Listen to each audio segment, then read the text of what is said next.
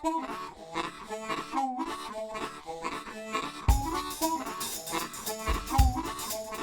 everybody, Mark Callahan, Mr. Saltwater Tank here.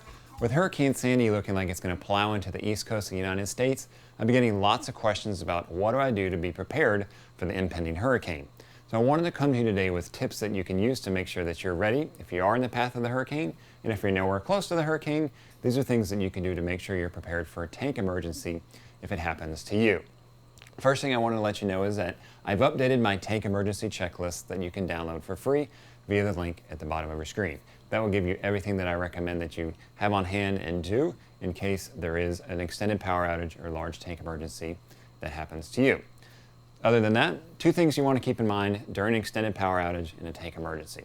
Those two things are cold and oxygen. Let's talk about cold first. Now, those of you who are on the East Coast, if the hurricane does hit, you're a little bit lucky because it's not the dead of winter, so you're not going to be fighting freezing temperatures outside. It's going to be a mild weekend on the East Coast. So if the power does go out for an extended amount of time, very likely your tank will probably only drop a couple degrees. Now if your tank's somewhere between 70 and 75, your corals might get a little pissed off, but largely everything's going to be okay. Your fish will be fine, they may be a little lethargic. It's very likely that they're going to survive. Second thing, the bigger thing that you want to keep an eye on and be concerned about is oxygen, specifically dissolved oxygen in your tank's water. If the power goes out, then there's nothing, no pumps circulating the water, nothing to really mix oxygen into that water so your fish and corals can breathe.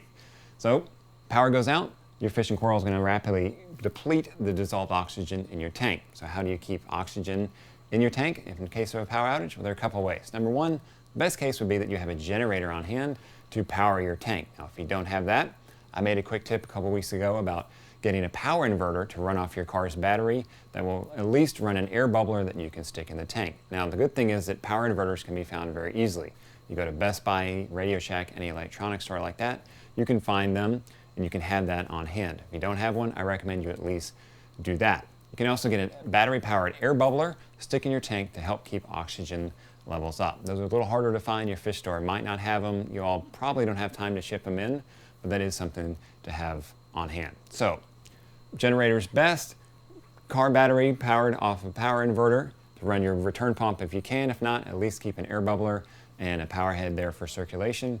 Last ditch effort is that you can get a battery powered air pump to keep oxygen in your tank. Now certainly if you have a generator or your inverter's running off your car battery, you can probably run a heater as well to help keep your tank's temperatures up. And again, if you want the full spectrum, my full checklist on what I recommend that you have on hand for a tank emergency, you can download my tank emergency checklist at the bottom of your screen completely free of charge. So for those of you who are in the path of the hurricane, I hope it steers away from shore. I hope the Frankenstorm that they're predicting doesn't hit, but if it does hit, there's some tips for you to be prepared. Let me know how you weather the storm.